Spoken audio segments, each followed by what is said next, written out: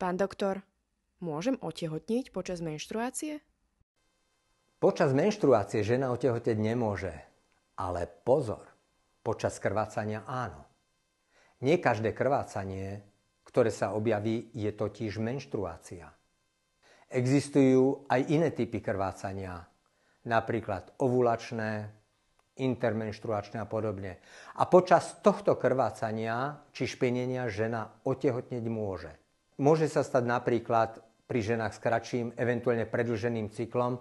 Povedzme, že cyklus je skrátený a trvá len tých 24 dní a vtedy ovulácia môže prísť už okolo 10. dňa. Ak sa v tom čase objaví slabé krvácanie alebo špinenie, žena sa môže domnievať, že ešte stále menštruuje, no v skutočnosti už vstupuje do plodného obdobia, teda ovulácie. Menštruácia je prirodzený proces, kedy sa telo zbavuje sliznice maternice po tom, čo neprišlo k oplodneniu. Žena sa pripravuje na nový cyklus. Takže teraz si to celé zhrňme.